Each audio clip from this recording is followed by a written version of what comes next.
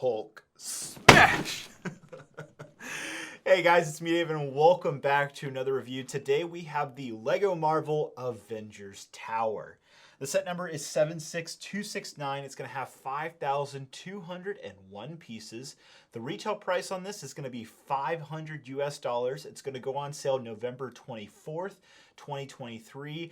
That is Black Friday here in the United States. Now, it's also worth noting that with the Avengers Tower during its first 3 days of release, that's between November 24th to 27th, you can get a gift with purchase. Specifically, it's a New York City taxi that comes with Black Panther and a few other characters, and I'll put that on screen, let you be the judge for yourself, but that is an exclusive GWP that comes with the Avengers Tower, and again, that's only available during the first 3 days, meaning that the Avengers Tower is likely to sell out pretty quickly because a lot of people will want to have such an exclusive GWP. Again, it's only going to be available for that Black Friday weekend. I'll have a link down to lego.com. It's affiliated, it helps out the channel, down below so you can get ready on the 23rd, Thanksgiving here in the US, and get prepared at midnight to get this thing before it goes out of stock, because that's pretty likely. So the Avengers Tower. This has been on my wish list of a Lego set to be made at this, bigger scale, higher price point for years now, ever since the Lego superheroes theme was even introduced.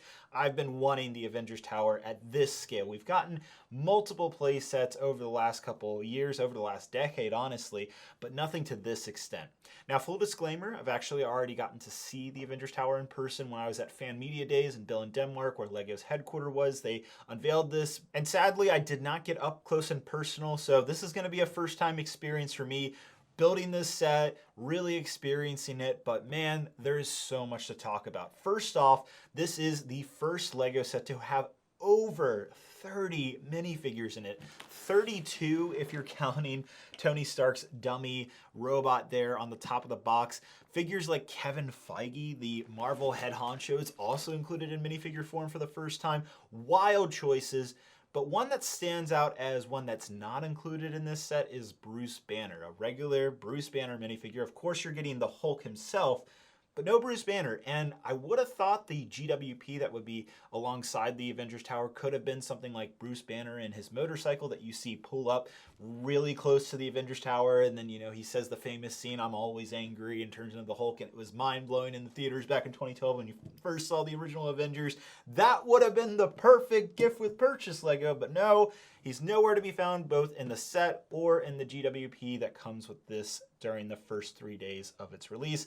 That's pretty disappointing to me personally. Also worth noting, guys, I'm doing a full time-lapse video showing the build progress of the Avengers Tower. I imagine it's going to be about 7-8 hours of build time. We'll find out in the time-lapse video. I'll go ahead and link that up in the top right corner, top left corner, wherever it pops up right now so you can check out the build. But on the other hand of things, this is not just a facade of the tower. There is indeed a full interior with multiple levels of different rooms, different iconic scenes, not just from the original 2012 Avengers movie, but from Age of Ultron in 2015, going all the way up to Endgame in 2019, which is pretty awesome and definitely satisfies me as a big Marvel fan. And then also Lego threw in a midi-scale quinjet, as well as some different Jatari stuff here, as well as like Loki's speeder that he's flying around during the Battle of New York. There's so much to go in depth with this review. It's also worth noting that this set is 35 inches tall. That is indeed taller than the previous Lego Superheroes modular style building, which is the Daily Bugle. That set is about 32, 33 inches. So this is the new tallest Marvel or superhero set. I think this is going to look really good side by side with the Sanctum Sanctorum. That's another great modular style building. And it's worth noting that when we take a look on the back of the box, there is holes here. So if you want to integrate this, not just with the Sanctum Sanctorum, but the regular Lego modular building system, you can do that, which is pretty awesome. It makes this set that much more useful. If you're building a Lego city and you want to make a New York style city, you can do that. And lastly, I do want to thank Lego for sending this set over for review. Without further ado, guys, let's go into the in-depth and take a look at all the different details, all the different minifigures in the Avengers Tower. So before we get to the set, taking a look at the instruction booklet, what really pops off the page is this collage of different Avenger minifigures that come in the set. After that, we have a full designer brief showing that there was 3 different individuals that worked on this set, and that actually makes sense given the incredible size and scale. I also love this. It says builders assemble. Avengers Tower is now yours to assemble. We hope you'll love it 3000 and enjoy the experience. Unfortunately, that phrase is a little short-lived because the next thing is 52 stickers. That's right. There's a ton of stickers in this set. I have to say all these designs on the stickers are fantastic. We'll be going through them as we're looking through the inside of the set, but still, that's a lot of stickers. We also have this bendable plastic section, which has Vision's cape as well as Wasp's wings on it. Then taking a look at all 3 instruction booklets. At first, I thought, man, these are pretty boring looking instruction booklets. I've seen better from other expensive Lego sets, but when you turn it around, there's a wonderful Easter egg that starts with the Stark logo, and then the other letters around the A start to fall off like the original Avengers battle. As the Battle of New York goes on, it all leaves the A left for Avengers, which I love, and I love that Easter egg on the back of the booklet. So after building this set, I have to say it makes a lot of sense why LEGO included so many minifigures in the Avengers Tower, not to just populate the inside, but to really make the outside come alive with the Battle of New York. So on that note, let's get into this insane minifigure lineup, starting with the Iron Man Mark 6 armor that is indeed battle damaged and looks fantastic. I love what the graphic designer did here. Lots of great details. Then next we have the Tony Stark Black Sabbath shirt version, and I love this. You see him wear this shirt very prominently in the Avengers movie. It's a little weird that he has the Iron Man head, with the hologram face, but it makes sense to switch it out with the Mark 6 armor. And you also have this buildable Mark 7 armor that saves him from, when Loki throws him off the tower. I love this version. And then after that, we have the Mark 7 armor, which also has these translucent blue studs and cylinders to act as repulsors for Iron Man. The Mark 7 looks fantastic. It doesn't have any battle damage, which makes sense because it's like a brand new suit of armor in the first Avengers movie.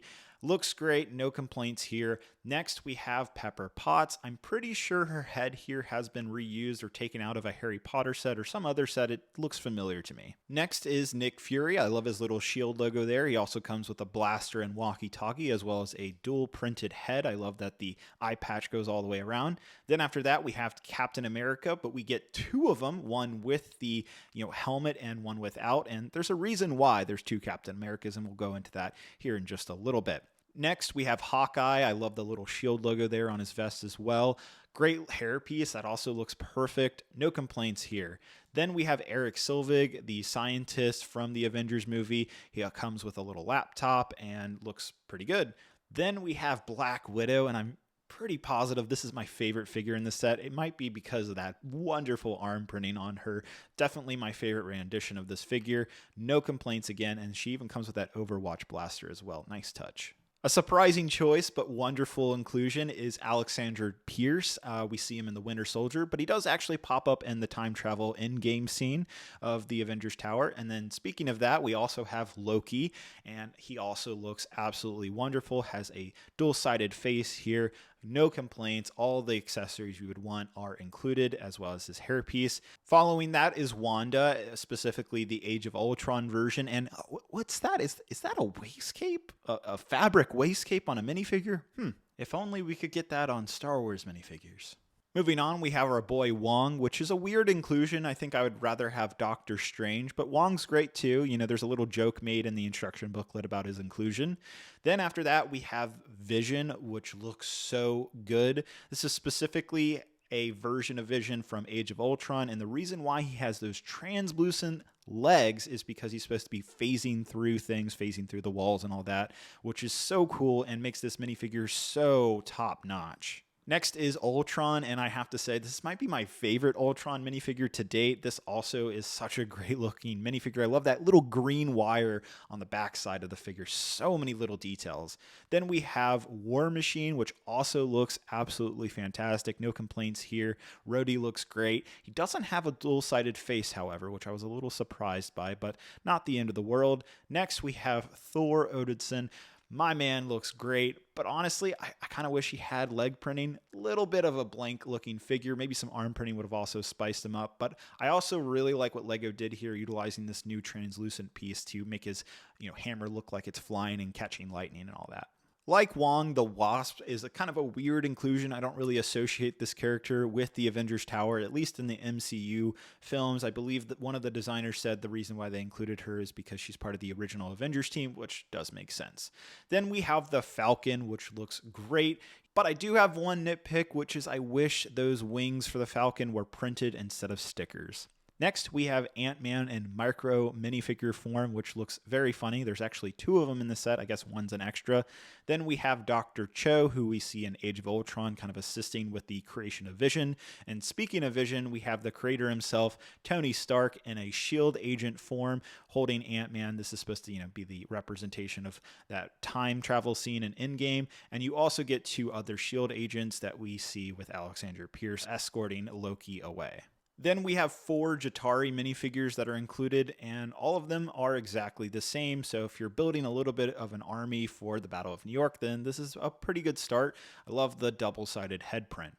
Following that, we have Bruce Banner's Hulk minifigure, and this is a brand new rendition of the Hulk. What makes this new version special is he finally has a movable head, as well as a removable hairpiece if that's something you're into. I think it's very funny. I love this Hulk. It's definitely my favorite version yet, but still, I'm sad there's no Bruce Banner. Lastly, we have Kevin Feige, the head honcho of Marvel, and of course he comes with some shawarma and a little coffee cup. Phew, that was a lot of minifigures. Now moving on to some accessories. First off is a Jatari Leviathan, and as you can see, this is a kind of miniature version. The real one would be a lot bigger, but I believe it's in scale with the actual Avengers Tower set. Lots of posability here. You can move all different parts, a lot of different ball joints to really get the Leviathan looking exactly the way you want him to. Maybe it's just me, but I am kind of tempted to order some parts off Bricklink to make a few more of these. I think that would be pretty cool for a Battle of New York. Following that, we have this little miniature or midi scale version of the Quinjet fighter. And as you can see, it's actually surprisingly detailed for this scale. While it's very tiny, very out of scale, it still is pretty good looking. I have to say it's very impressive. Some very interesting techniques being utilized here. A little bit of stickers on the top for the SHIELD logo. You'll see that there is some wheels on the underside for the landing gear, as well as some sticker control panel. There's a little hidden compartment in the middle for some blue studs that are for the stud launchers that are on either side, which is a little strange given that this is an adult, 18 plus oriented set. You can fit one minifigure in the cockpit. And now we can finally make our way onto Avengers Tower. There is so many details jam-packed into this set, dozens of Easter eggs that I will mostly show. There's a few that are kind of hidden that you will see as you build the set, but I don't want to spoil everything. I will cover the majority though. First up, there's a whole bunch of translucent pieces included in the set. Now, the purpose of these is to basically make the superheroes flying. Now, this next part I think is very well thought out. LEGO included all these different Technic axle holes on the side of the Avengers building. Now, this might not be to everyone's taste because it kind of takes away from the facade, but I think it's a worthy trade-off because it allows you to plug and play exactly where you want your superheroes flying. And this functionality isn't just for minifigures, it's also for the vehicles included in the set, like Loki's carriage / speeder here. I love the way this is designed, by the way. It looks fantastic. It's really fun to put Loki in there, and it really looks like the Battle of New York when you have these flying around. And you also get another Jatari speeder that you can, again, just plug and play, place wherever you want on the tower. There's also a little portal here for Wong to, do a sling ring little action. And I absolutely love that you can, flip it upside down, really create fun, different dynamics and, kind of make your own diorama around the tower. We'll start off by looking at the back side of the Avengers Tower. This little alleyway actually has some funny little Easter eggs. First off, there's a little cardboard box as well as the dumpster. That's a nod from one of the designers. There's also a little hot dog for Wong to put his mayo, actually, I mean mustard. We can't get that wrong. And then inside the dumpster, you'll see that there's some PIM particles. There is, in fact, some shawarma, which is a little sticker inside there. And there's, in fact, a little 1x2 tile laying on the side of the alley, which is the pager that Nick Fury utilizes to contact Captain Marvel. Another great little Easter egg is a little poster that says, Captain America new exhibit, which is a nice nod to the Winter Soldier. Turning the set around to the front side, you'll see that there's some windows kind of being torn off, and that's supposed to be for the Hulk to hang on to, and that's actually something we actually see in the first Avengers movie. Now, these two windows can be put back into place. You will have to kind of build the set or rebuild it, I suppose. If you build it with the torn off windows, you have to take it apart and put the windows back. Speaking of which, there's 269 window panels that you have to put together. Yikes. Moving down to the entrance area, first off on the left side, we have a little fire hydrant as well as a green trash can that is housing some Gubble Bubble bubble gum, which I think is very funny. And then we also have a Battle of New York memorial on the opposite side, which has all the original Avengers names listed, which is really cool. I love that ad. And then we also have some various studs along the sidewalk so you can place your different minifigures. Maybe you're recreating the Battle of New York, so have some Jatari, have some Avengers down there. It's really up to you. On the side of the building, you can see that you can take this entire window panel off. It's one giant section that reveals 4 separate rooms that we're going to go through one by one. Now, this first level is actually really based on what we see in Avengers Endgame, where Tony Stark and Ant-Man specifically go and take the Tesseract from Alexander Pierce, from the S.H.I.E.L.D. agents, from Loki, although we end up seeing Loki get away with the Tesseract. I guess it's more of an attempt, but I love that you can recreate that scene here. Lots of great details, little computer console in the back area. I love that vending machine on the side, and the Tesseract itself is a Minecraft head that is transparent blue. Next, we have the second floor, which is kind of like a hybrid between 2 separate movies. We have both a scene from Age of Ultron as well as Endgame, the first of which you can see both Jarvis and Ultron fighting it out in their kind of technological forms, which I think is really cool.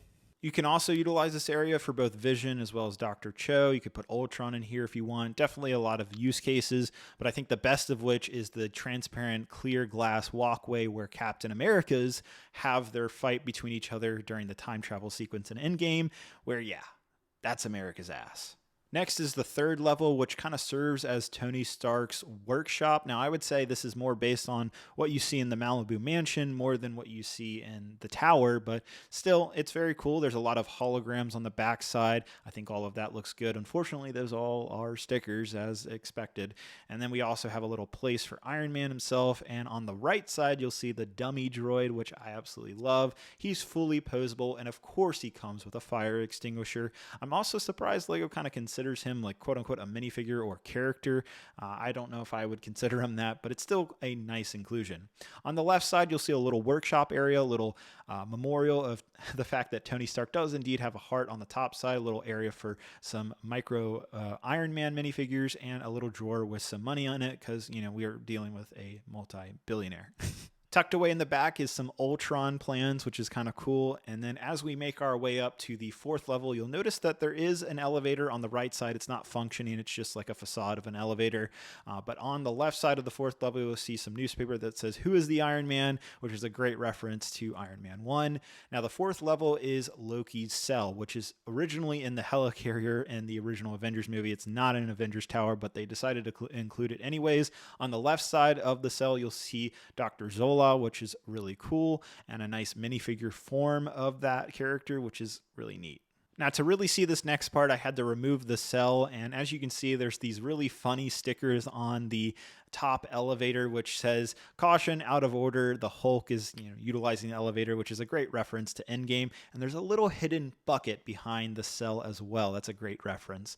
Then we have the Rolling Stones Tony Stark magazine that we see from Iron Man 1 as another little Easter egg through one of the windows, which I love. Going topside, we have some removable panels that reveal the final areas and rooms that we can explore. First of which, you'll notice some studs on the side there, or snot technique. Those are utilized to house some more translucent pieces if you want to have your heroes flying around on the top.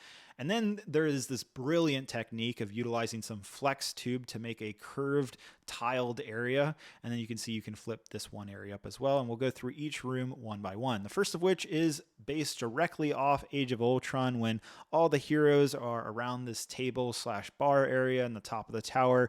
This is where the famous scene of everybody trying to lift Thor's hammer. Captain America gets a little lift there, as well as Ultron showing up for the first time. Now, this whole floor extends outwards to where the quinjet can be stored. Unfortunately, there's no area for Iron Man to take off his armor, which is a little disappointing. On the next floor level, you'll see that there's a little indentation there of a sticker showing the kind of smashed in part of the concrete where Loki gets smashed by the Hulk.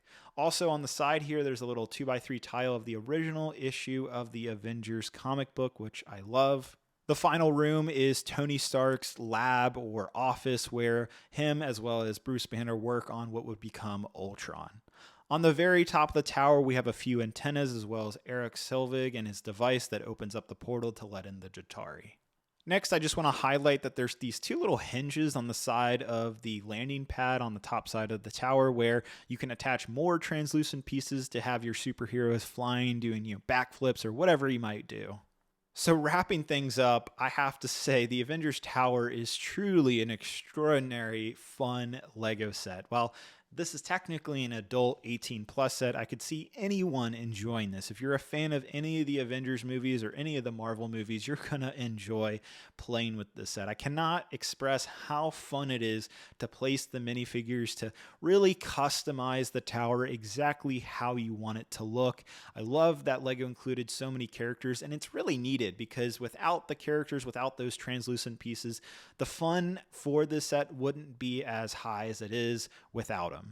I have to say this feels like a big diorama that I'm placing all the minifigures at the very end, kind of creating all those action scenes.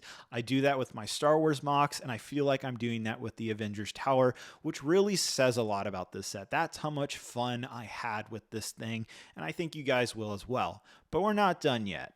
Now, we of course cannot forget that the Avengers Tower is a modular building, meaning that it can connect to any modular set. Now, the first of which that comes to my mind is the Sanctum Sanctorum. That's the perfect set, I think, to put alongside this, to have it directly connected. However, the Avengers Tower is a little weird. I don't think it looks great directly connected with buildings. Now, it doesn't have to be the Sanctum Sanctorum. You can use any of the Lego modular buildings outside of the Marvel sets. So, for example, I have the Grand Emporium from over a decade ago here connected with the Avengers Tower.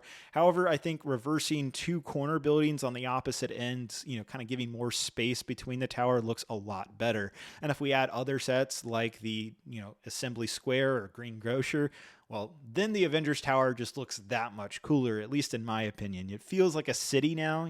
Obviously it's not quite like New York, but it looks that way and it integrates so perfectly well. Now, going into this, I did not think the Avengers Tower would look that great alongside other modular buildings, but I stand correct myself. It looks fantastic.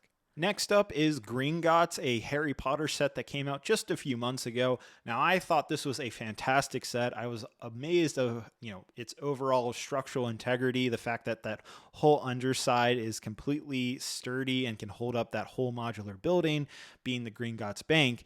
But one of the designers happened to work on both of these sets. Justin Ramsden to be specific, and he said that you could take the Avengers Tower and put it on the base of Gringotts, and I wanted to try that and see if that was true or not. And at first, I thought this was going to fall over. I was very skeptical. It looked like it wasn't going to work, but I was wrong. This does work, and this is insane, man. Like, what the heck? It's probably about 40 inches at this point. It's crazy that this all works. Not gonna lie though, it kind of looks cool combining the Harry Potter Gringotts Bank base with the Avengers Tower. I'm kind of a fan of it. It makes no sense, but it looks totally awesome. I think this is kind of a testament to both the Avengers Tower engineering as well as the Gringotts base engineering. I think both sets really just show not only the structural integrity of Lego bricks nowadays, but how well sets are designed to withhold this much weight under each other. This is absolutely mind-blowing to me. So the Avengers Tower isn't perfect. It has its flaws. For example, I really think Loki's cell shouldn't have been included on the fourth floor. I think that was a weird choice. I think you could have gone with some other Easter egg style rooms from other scenes in the Avenger movies. The minifigure selection isn't perfect either. I think some obvious choices were there and weren't made. But did I have fun building and playing with the set? Absolutely. I'm not gonna lie, I think it's pretty awesome that the Avengers Tower is so tall that it doesn't even fit on my camera frame here for the video you're watching right now. It cuts off. That's how tall of a set it is. Now, it's no Eiffel Tower. The Eiffel Tower is almost 5 feet. This is exactly 3 feet tall, which is obviously a little bit shorter than the tower. But, you know, for a modular building, this is the tallest of the bunch. I think this looks great amongst other modular buildings. And as much as I love the Avengers Tower, it's not perfect. But I do have to say, as a Lego superhero set, this is my all-time favorite. It beats out every other superhero set that has come before this, every other modular building. So that's the Daily Bugle, you have the Sanctum Sanctorum, going all the way back to even the 2013 Arkham Asylum, which is an awesome set that I still love to this day. But I truly think the Avengers Tower is the best of the best, not just of Marvel, but out of DC too. This is just such a crown jewel set for comic book fans, for MCU fans, for Lego fans. If you fit in any of those categories, or maybe there's some crossover there, you're gonna love this thing. It is so jam-packed with detail. There's so many minifigures in this set. 32 characters, 29 actual minifigures. That is such a high number, and you know, for $500, that makes the set very reasonable in my opinion. You get a lot of brand new and exclusive characters for this set specifically, which just again elevates the set to a whole new level. But I totally understand why Lego included 32 minifigures. If you take them all away, the set is kind of boring. I'm not gonna lie. If you just take all the figures away, I still think this skyscraper looks awesome, but it really isn't interesting. It doesn't feel very Marvel-esque, other than the, you know, big A for the Avengers on the top. If you just take that away too, it just, you know, it looks like a skyscraper. And if you're a big Lego fan, that still might very much intrigue you and make you excited. But if you're a Marvel fan, or just, you know, an action superhero fan, it doesn't feel all that special of a Lego set. It just kind of feels like a taller modular building with some rooms in it. But when you add all these characters, you add all this action, you're recreating those scenes from the various Avengers movies, man, does this thing just come alive. And that special sauce is what makes this set work so well. I am so impressed. It really is such a fun set to explore, play around with. Whether you're a kid, adult, teenager, doesn't matter. Anybody is going to enjoy this set, with a stipulation that you have to be okay with repetitive building. You know, 269 windows to put together. That is a lot. If repetitive building turns you off, this might not be the set for you. But if you have a set like the Daily Bugle and you've gone through that build process, you can expect something a little similar. Now, I would say this build is going to be a little bit easier than the Daily Bugle. That one's a little more plain, given all the light bluish gray. This at least breaks it up with different grays, as well as all the blue windows and panels. It isn't that bad. Plus, the rooms themselves have lots of, you know, different colors. You're building little vending machines, walkways, stuff like that. So it's not necessarily the same every time. Personally, the build experience, 6 hours of building, that wasn't very much to me personally. That might be a lot to you. Depends person to person. But I really didn't find it bad at all to build. You know, it's a repetitive build, yes. But as someone who built the Eiffel Tower last year and found that build process to be, you know, fine, and I didn't really complain at all about that, you know, this doesn't bother me at all. But it will vary person to person. I think it's totally worth the repetitive building experience to get to this amazing looking skyscraper, to be added to a bigger modular collection if you so choose.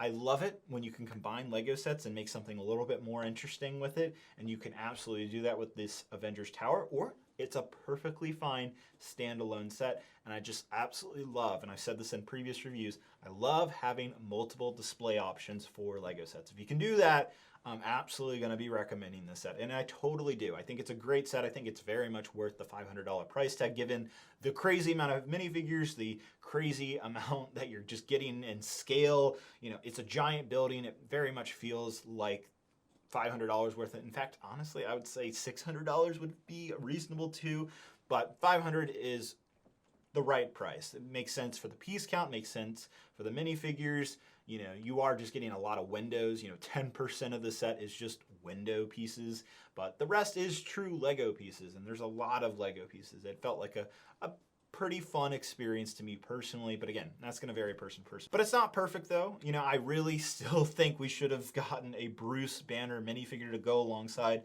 with the Hulk. We got characters like Wong and the Wasp, which totally don't associate with the Tower. I'm glad they're included. They're great characters and I love them, but you know, why didn't we get a Bruce Banner minifigure? And then on top of that, you could also argue, why didn't we get like Maria Hill or Agent Coulson, who are very much also associated with the Avengers? Maybe not necessarily the Tower, maybe they're more associated with the helicarrier.